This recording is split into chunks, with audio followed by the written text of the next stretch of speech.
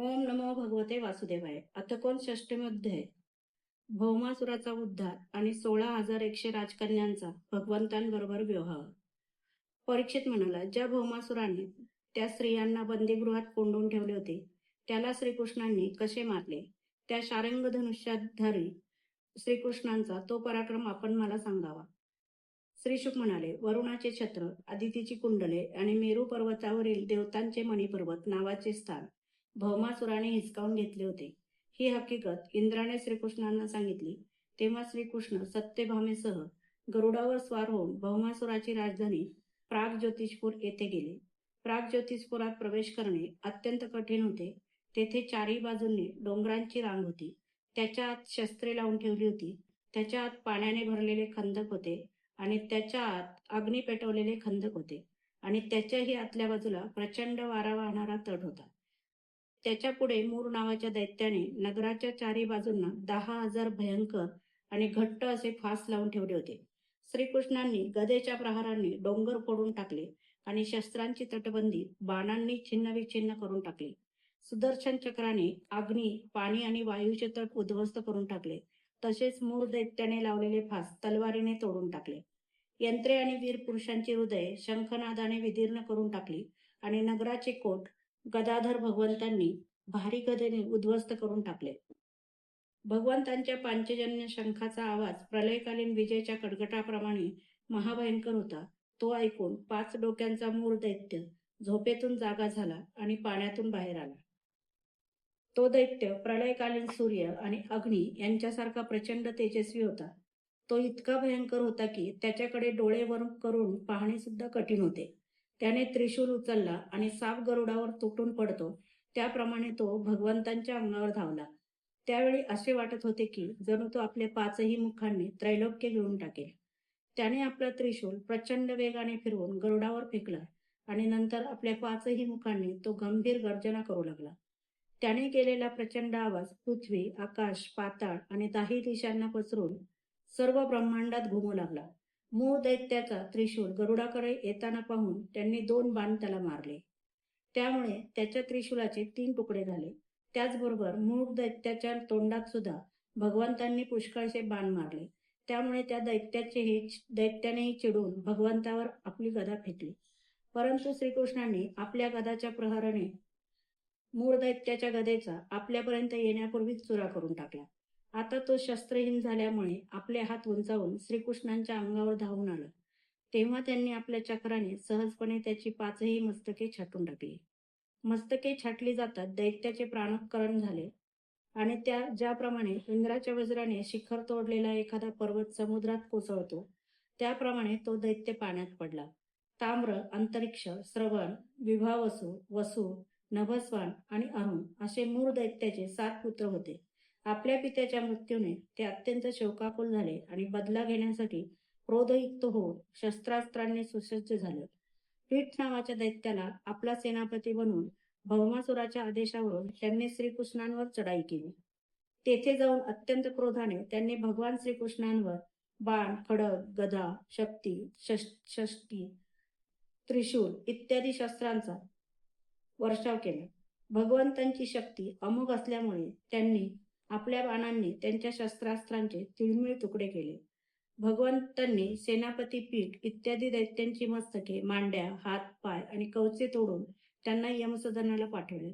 जेव्हा पृथ्वीपुत्र नरकासुराने पाहिले की भगवान श्रीकृष्णांच्या चक्र आणि बाणांनी आपल्या सेनापतींचा संहार झाला आहे तेव्हा त्याचा क्रोध अनावर झाला. समुद्रातून उत्पन्न झालेल्या व मध पाझरणाऱ्या उन्मत्त हत्तींची सेना घेऊन तो नगराच्या बाहेर आला. त्याने पाहिले की सूर्याच्या वर विजेसह पावसाळ्यातील काळा मेघ शोभावा त्याप्रमाणे भगवान श्रीकृष्ण आपल्या पत्नीसह आकाशात गरुडावर बसले आहेत.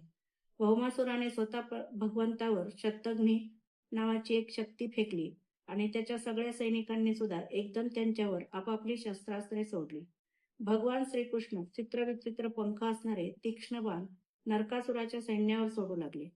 त्यामुळे लगेचच भौमासुराच्या सैनिकांचे हात, मांड्या, मुंडकी आणि धडे तुटून खाली पडली. हत्ती आणि घोडे सुद्धा मरून पडले.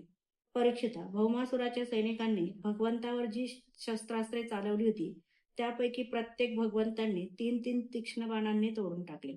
त्यावेळी श्रीकृष्ण ज्या गरुडावर बसले होते तो आपल्या पंखांनी हत्तींना मारत होता. तसेच चोचीने आणि नखांनी त्याने हत्तींना घायाळ केले. तेव्हा ते घाबरून रणांगण सोडून नगरामध्ये घुसले. तेथे आता एकटा भौमासूर लढत राहिला.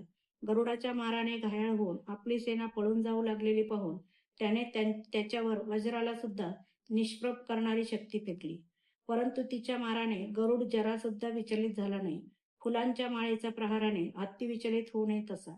सर्व प्रयत्न निष्फळ झालेले पाहून त्याने श्रीकृष्णांना मारण्यासाठी हातात त्रिशूळ घेतला.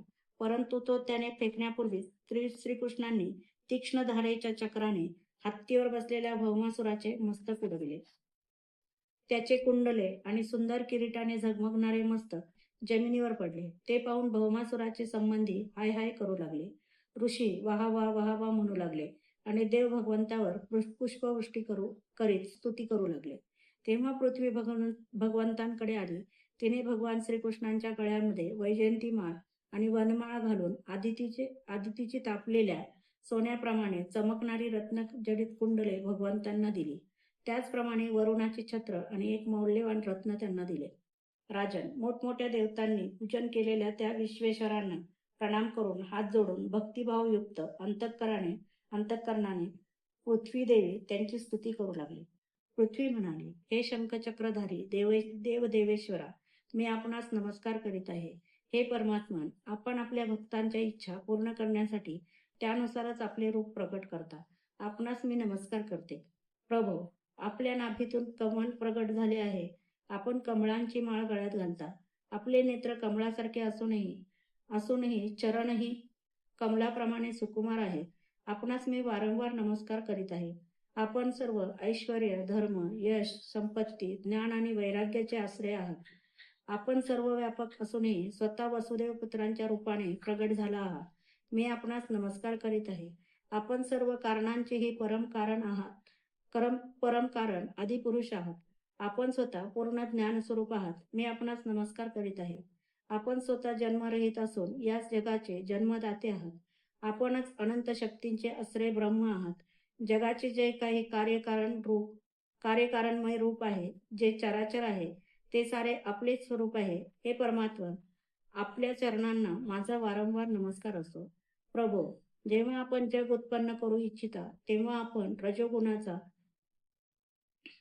जेव्हा प्रलय करू इच्छिता तेव्हा तमोगुणाचा आणि जेव्हा यांचे पालन करू इच्छिता तेव्हा सत्वगुणांचा स्वीकार करता. परंतु या तिन्ही गुणांनी आपण झाकले जात नाही.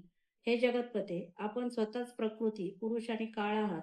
तसेच या तिन्हींच्या पलीकडील आहात. हे भगवान, मी पृथ्वी, जल, अग्नी, वायू, आकाश, पंचतन्मात्रा, मन, इंद्रिये आणि त्यांच्या अधिष्ठात्री देवता, अहंकार व महतत्व असे हे संपूर्ण चराचर जग आपल्या अद्वितीय स्वरूपामध्ये भ्रमामुळेच पाहत आहे.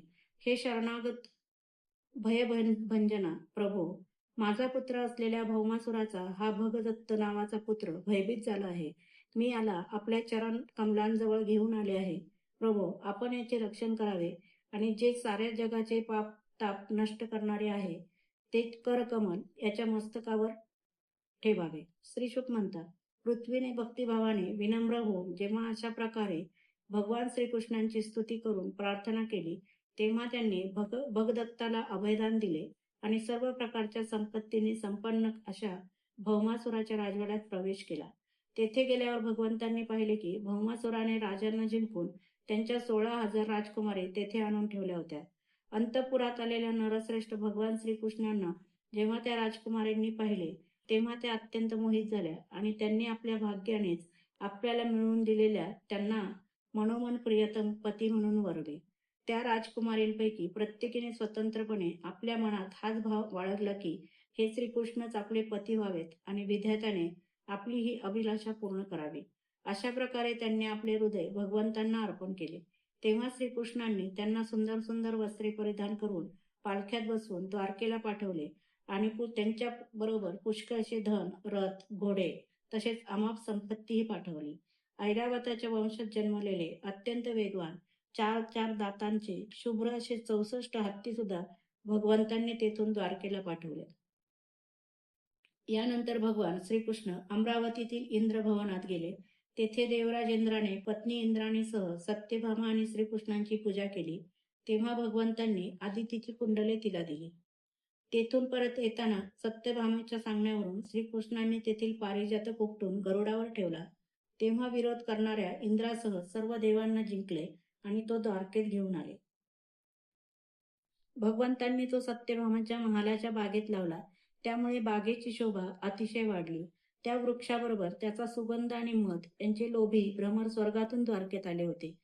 जेव्हा इंद्राला आपले काम साधायचे होते तेव्हा त्याने आपले मस्तक लवून मुकुटाच्या टोकाने भगवान श्रीकृष्णांच्या चरणांना स्पर्श करून त्यांच्याकडून सहाय्याची भिक्षा मागितली होती.